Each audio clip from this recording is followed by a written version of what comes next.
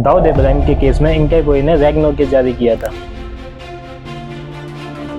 Interpole के अधिकारियों को कुछ अधिकारियों द्वारा बनाया जाता है।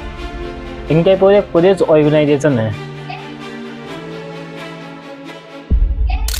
किसी देश की पुलिस ऑर्गेनाइजेशन को एक दर्जा दिया जाता है कि वे इंटरपोल की तरह काम करे। इस समय 195 देशों में इंटरपोल की संस्था है। अगर पूरी दुनिया सिस्टम से काम करे तो शायद इंटरपोल की जरूरत ही न पड़े।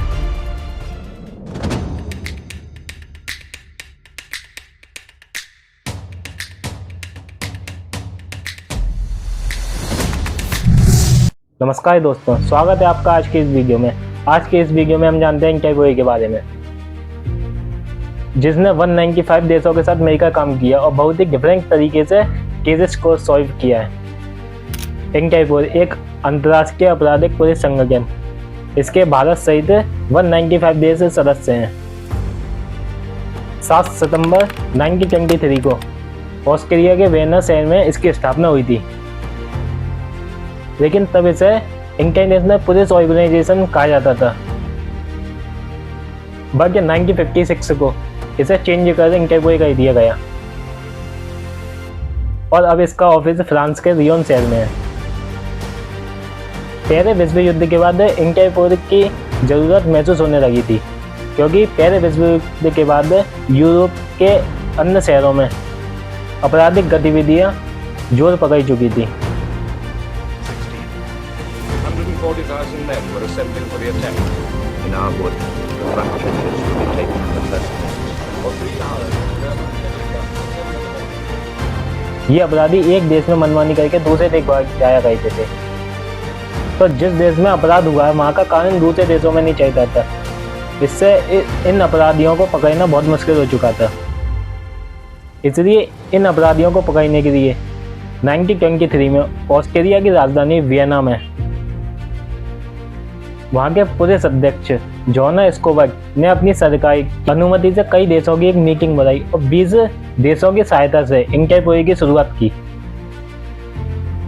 अब वर्तमान समय में इंटरपोल में 195 सदस्य हैं। एक तरीके से सारे कंट्रियां इंटरपोल में आती हैं। इंटरपोल का काम करने का तरीका थोड़ा सा अलग है। बेसिकली इंटरपोल किसी व्यक्ति या किसी प्राइवेट कंपनी या किसी देश के द्वारा नहीं बनाया जाता है। इंटरपोल के अधिकारियों को कुछ अधिकारियों द्वारा बनाया जाता है। इंटरपोल एक पुलिस ऑर्गेनाइजेशन है। इंटरपोल को किसी देश की पुलिस ऑर्गेनाइजेशन को एक दर्जा दिया जाता है कि वे इंटरपोल की तरह काम करे। तो जिस तरह भारत में सीबीआई इंटरपोल का काम करती है, उसी तरह अमेरिका में एफडीए इंटरपोल का काम करती है। सो बेसिकली इंटरपोल किसी देश की पुलिस ऑर्गेनाइजेशन को कंट्रोल दे देती है कि वो इंटरपोल की तरह काम करेगी। अगर कोई व्यक्ति अमेरिका से अपराध करके इंडिया भाग आता है, तो अमेरिका की पुलिस को इंडिया के बारे में कुछ पता नहीं है और वो सीधे पुलिस की सहायता से इंडिया आ नहीं सकती हैं। तो वो बेसिकली अपना केस इंडिया की सीबीआई को ट्रांसफ़र कर देगी और सीबीआई इस केस को हैंडल करके, इस केस को सॉल्व करके अपराधी को अमेरिका की पुलिस को सौंप देती है। और एफडीए और सीबीआई का ये कनेक्टिविटी इंटरपोल के जरिए ही होता है। इंटरपोल में किसी भी केसेस को वो खुफिया तरीके से सॉल्व किया जाता है। ये लोग बात करने के लिए साइन लैंग्वेज का इस्तेमाल करते हैं। 1949 में भारत इंटरपोल का सदस्य बना। भारत से अगर कोई व्यक्ति विदेश भाग जाता है या विदेश भागने की आशंका होती है, तो उनके खिलाफ सीबीआई या इंटरपोल द्वारा रुकावट या रेड कॉर्नर नोटिस जारी किया जाता है। इंटरपोल द्वारा बेसिकली किसी केसेस को सॉल्व करने या किसी अपराधी को डिफेंड करने के लिए कुछ नोटिस जारी किए जाते हैं, जिनमें red notice, blue notice, yellow notice, orange notice और ऐसे तमाम नोटिस जारी किए जाते हैं। रेड नोटिस के तहत किसी अपराधी को गिरफ्तार करके उस देश को सौंपा जाता है जिस देश में अपराध हुआ हो। येलो नोटिस किसी गुमशुदा की तलाश करने के लिए किया जाता है।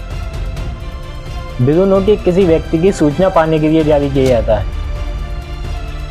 ऑरेंज नोटिस जब जारी किया जाता है जब किसी व्यक्ति या किसी वस्तु या किसी जगह की सिचुएशन आपातकाल स्थिति में हो, जब ऑरेंज नोटिस जारी किया जाता है। इंटरपोल ने खालिस्तानी आतंकी करणवीर सिंह के खिलाफ रेड कॉर्नर नोटिस जारी किया था। करणवीर सिंह पंजाब के कबीरथला का रहने वाला था और ये आतंकी संगठन बब्बर खालसा से जुड़ा था। इस पर आर्म्स एक्ट, आतंकी साजिश, आतंकी फंडिंग और ऐसे तमाम संगीन मामले थे। इसी के साथ इंटरपोल के रेड नोटिस और भी कई इंडियंस को जारी किए जा चुके हैं, जिसमें विजय माल्या के खिलाफ 2017 में रेड नोटिस जारी किया था। उस पर बैंक लोन स्कैम का आरोप था। नीरव मोदी के खिलाफ 2018 में रेड नोटिस जारी किया था। इस पर पंजाब नेशनल बैंक के स्कैम का आरोप था। मेहुल चौकसी 2018 और जतिन मेहता 2014, इनके खिलाफ भी रेड कॉइन नोटिस जारी किए जा चुके हैं। इन पर भी बैंक लोन स्कैम का आरोप है। नरेंद्र मोदी 2010 में IPL स्कैम, संजय अग्रवाल 2015 में कॉयल स्कैम और Suresh Karamdi 2011 Commonwealth scam gang के आरोप के लिए इन पर रेड कॉइन नोटिस जारी किया जा चुका है। बेसिकली भारत से स्कैम करके ये लोग यूरोपीय कंट्री में भाग जाते हैं और वहाँ पर यूरोपीय देश इन लोगों को पूरी सुरक्षा प्रदान करते हैं, जिसमें भारत CBI की सहायता से इंटरपोल से कनेक्ट होकर इन लोगों के खिलाफ नोटिस जारी करता है, जिन तरह इन लोगों की गिरफ्तारी होती है। दाऊद इब्राहिम के खिलाफ भी इंटरपोल ने रेड नोटिस जारी किया था, जब 1997 में मुंबई ब्लास्ट में दाऊद इब्राहिम का नाम आया था। बेसिकली इंटरपोल का सबसे खतरनाक नोटिस रेड कॉइन नोटिस होता है, जो टेररिस्ट के एक्टिविटी, मनी लॉन्ड्रिंग और ऑर्गेनाइज्ड क्राइम के लिए जारी किया जाता है।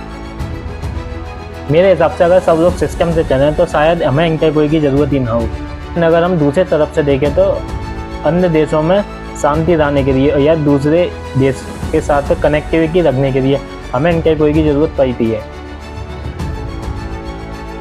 सपोज करो अगर कोई व्यक्ति भारत से क्राइम करके ब्रिटेन भाग जाता है तो भारत की पुलिस ब्रिटेन में जाकर अपना कानून नहीं चला सकती, इसलिए वो इंटरपोल के द्वारा ब्रिटेन की लोकल पुलिस को कनेक्ट करके उस अपराधी को पकड़ते हैं।